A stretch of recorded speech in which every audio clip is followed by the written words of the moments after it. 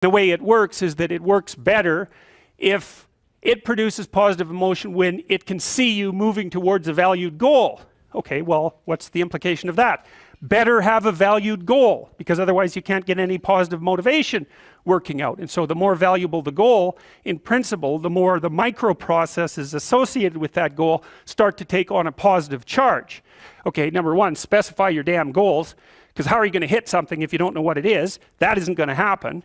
And often people won't specify their goals too, because they don't like to specify conditions for failure. So if you keep yourself all vague and foggy, which is real easy, because that's just a matter of not doing as well, then you don't know when you fail.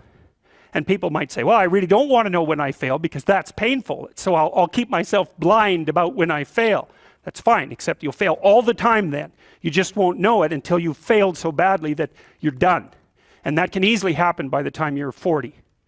So I would recommend that you don't let that happen. So that's willful blindness, right? You could have known, but you chose not to.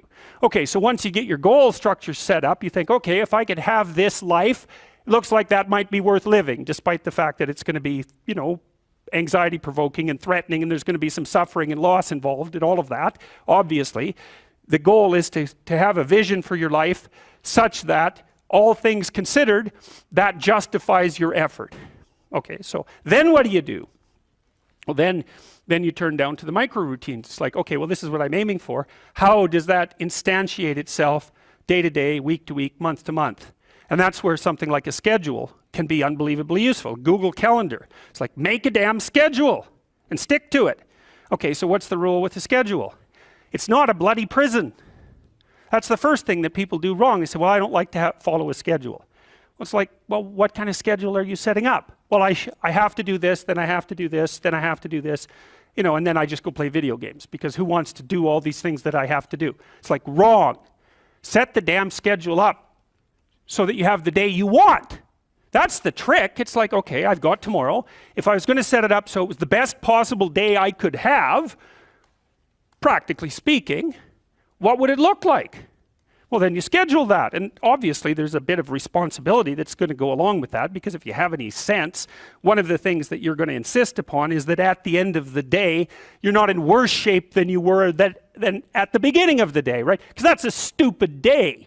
If you have a bunch of those in a row, you just dig, you dig yourself a hole and then you bury yourself in it. It's like, sorry, that's just not a good strategy. It's a bad strategy. So maybe 20% of your day has to be responsibility and obligation, or maybe it's more than that, depending on how far behind you are.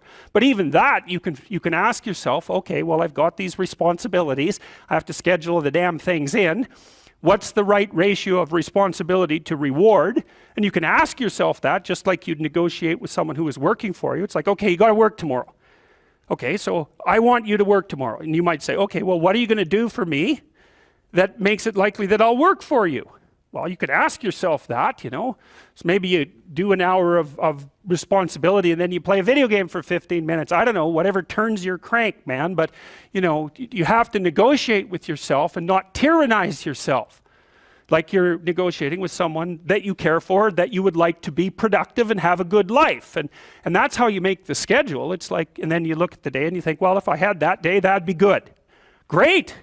You know, and you're useless and horrible, so you'll probably only hit it with about 70% accuracy, but that beats the hell out of 0, right? And if you hit it even with 50% accuracy, another rule is, well, aim for 51% the next week, or 50.5% for God's sake, or because you're going to hit that position where things start to loop back positively and spiral you upward.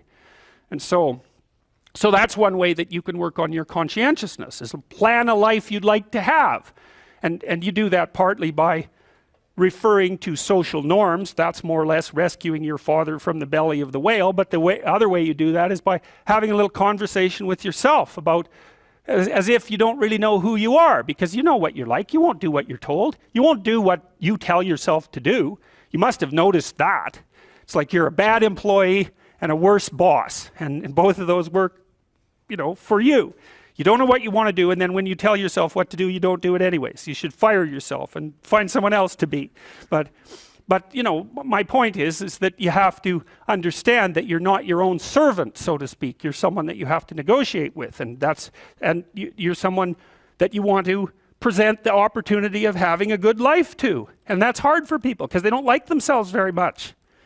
So, you know, they're always like cracking the whip and then procrastinating, and cracking the whip and then procrastinating. And it's like, God, it's so boring, and it's such a pathetic way of spending your time. And you know what that's like because you probably waste like 6 hours a day.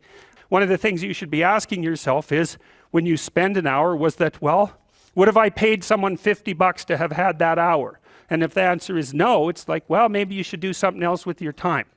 And it depends on whether or not you think that your time's worthwhile.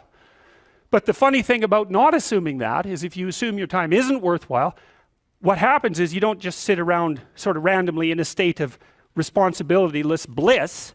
What you do is you suffer existentially.